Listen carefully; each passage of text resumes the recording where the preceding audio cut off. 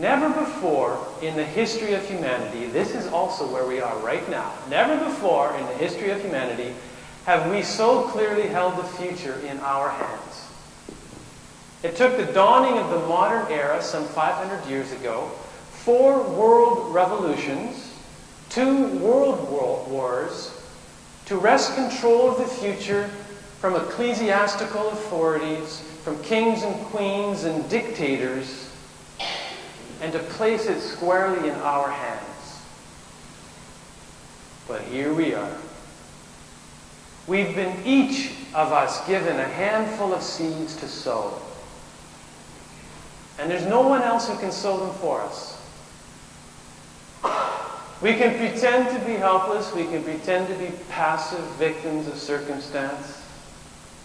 We can allow others to sow their seeds and simply reap what they've sown. But if we choose this path, we do so knowing that we will have squandered the greatest gift of the modern era and wasted the blood of those who handed us the freedom to participate in the shaping of our personal and our collective future. Listen to me, says Jesus to the crowd. A sower went out to sow. And as far as I'm concerned, the parable could have ended with that line. He was speaking to farmers who did this kind of seeding a couple of times a year in Palestine, year after year. They knew that some of it would fall in shallow soil. They knew that some of it would fall in rocky soil. And they knew that some of the seed would fall in good soil and sprout up to produce 30, 60, 100-fold. They knew this. And before we get into any particular interpretation of this parable, including Matthew's interpretation of it, let's just stick with the original parable. I mean, I can understand what Matthew wanted to interpret this as the seeds are the seeds of the gospel, and we need to go out there and spread the word of the gospel. But let's just put that aside for a moment and focus on the act of sowing itself. A farmer went out to sow some seeds. And I believe that Jesus was trying to get these simple peasant farmers 2,000 years ago. Jesus was way ahead of his time, anticipating the modern era, to understand that the seed that they were sowing was really the seed of their own life energy.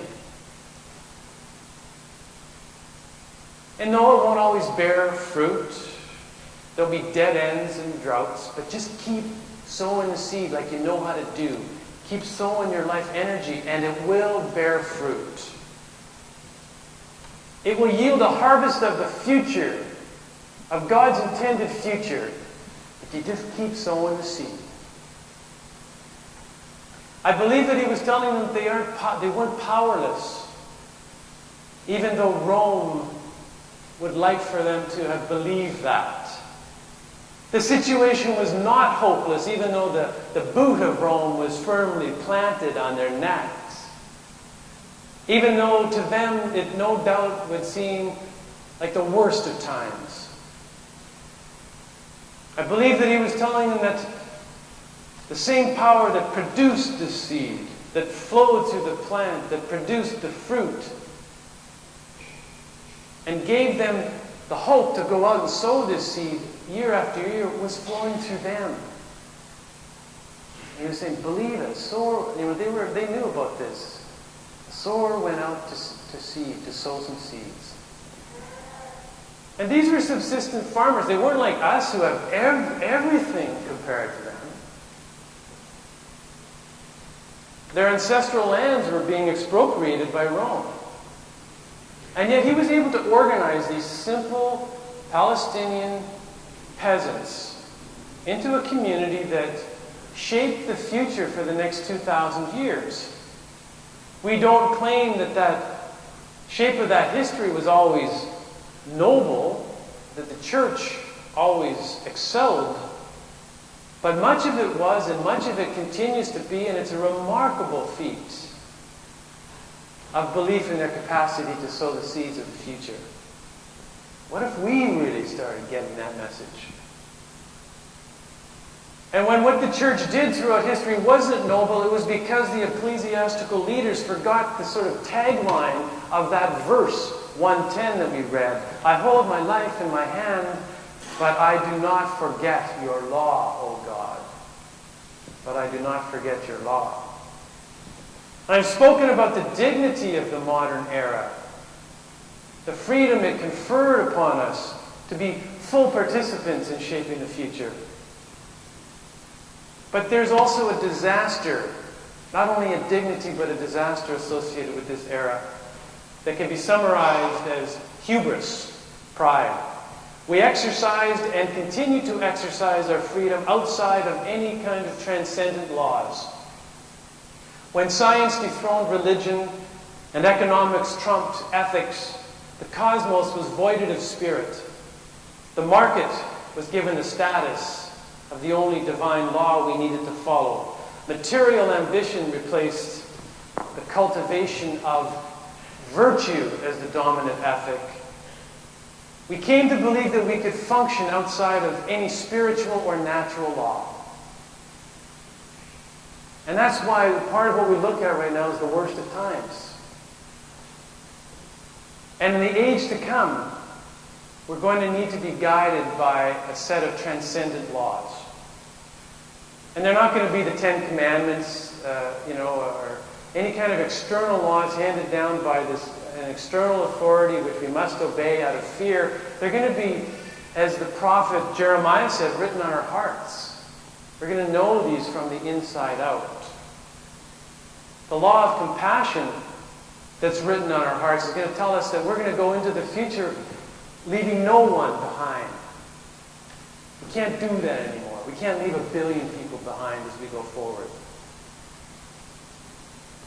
The inner law that flows from an awareness that we are children of the earth and kin with all of creation is going to mean that we're going to have to make space for other species not only to coexist with us on this planet, but to flourish.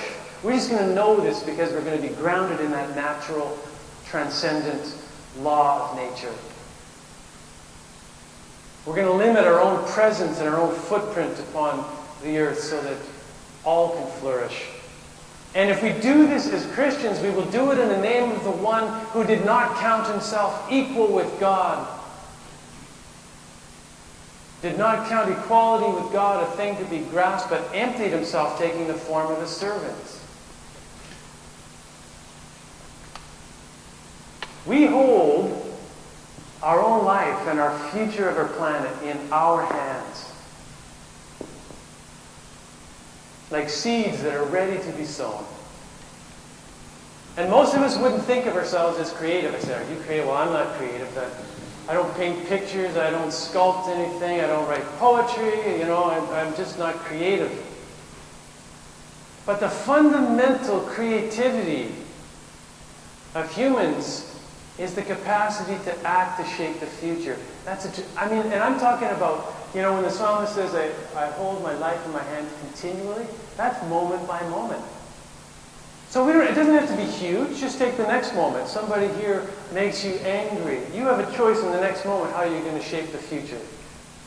Continually, moment by moment, day by day. That's creativity. We have immense creativity, immense power. And this is no time to be shying away from that power. It's time to grasp that power, to really get it, that the future depends on us. That we're called to sow the seeds of our life energy towards God's intended future. And whether that future represents the worst of times or the best of times is determined by what we do with that tiny, potent power that we hold in our hands. May it be so. Amen.